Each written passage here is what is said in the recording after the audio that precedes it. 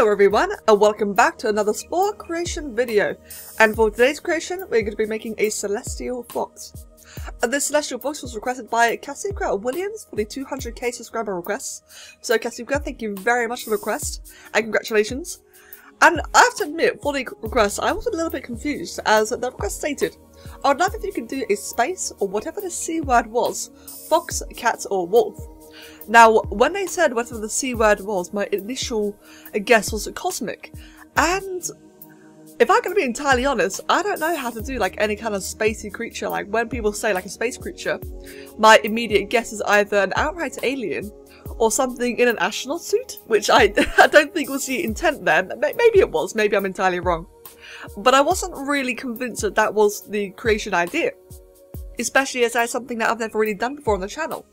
But after some more thought, I figured the C word could in fact mean celestial, and that is a running theme I do currently have running on the channel, which is these very misty, sparkly creatures. Their base is very similar to that of a rather heavily armoured kind of skeletal sort of thing going on, with a lot of blue, misty effects and a lot of sparkling effects. So when I said the C word, I kind of really hope that I meant celestial. If not, then I may have just done the wrong request entirely, and I apologise for that. But to be fair, whether or not it was the right or the wrong one, I have to say, guys, I'm very, very happy with how this went down.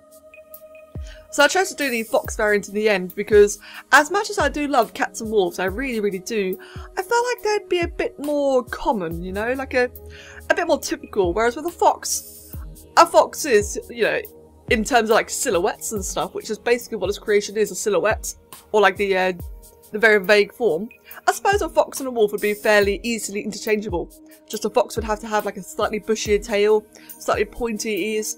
So I went with the fox idea, but technically it kind of falls into both categories. And I especially thought that a canine silhouette in general would have been a little bit more interesting than a cat silhouette. Again, for the celestial creatures, as they really do only show off the general form. There's very little in terms of detail for like actual animal features.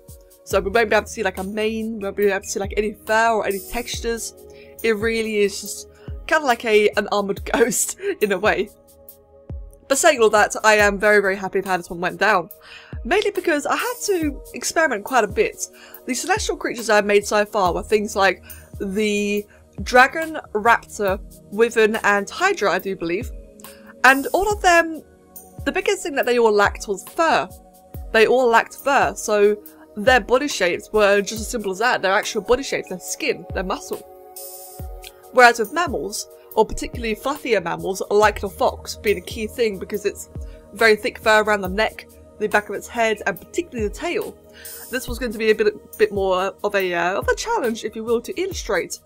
Because, again, there are no details or actual animal features to the celestial creatures. Really only the silhouetted form. So I had to experiment a bit. And a couple of things that I had done for this creation were things such as the tail having absolutely no bones, if you will. No black shapes, no skeletal or whatever. The tail had none of that stuff. It was just 100% made out of effects. A very large blue mist, and then a variety of blue, like a very dense blue sparkling stars, if you will, in the tail. And I was hoping that would give off the illusion that it was just fuzzy. You know, fuzzy, thick, fluffy, bushy, you know, all those kind of things. And I actually feel like it did, especially in contrast to the rest of the body. When it came to other pieces, like all other features, like the face, a little bit around the neck, I ended up using the same parts I'd normally use for the celestial feet. I use those as just very subtle bits of fur, a little bit here and there, such as around the cheeks, a little bit around the ears, just a very, very tiny bit on the chin. Like again, it's not really that reminiscent of fur, it's very, very minor and tiny, but it is enough just to add that little bit extra, because without them, the head in particular felt extraordinarily bare. Now, when it comes to these celestial creatures, the general practical construction of this is quite simply making a skeleton and then buffing out that skeleton as much as I can. So there will not be much I can commentate on here, guys, so I'm going to go ahead and ramp up the music, sit back, relax, and enjoy the rest of the video. Thank you very much for watching, and I hope you learn a couple things.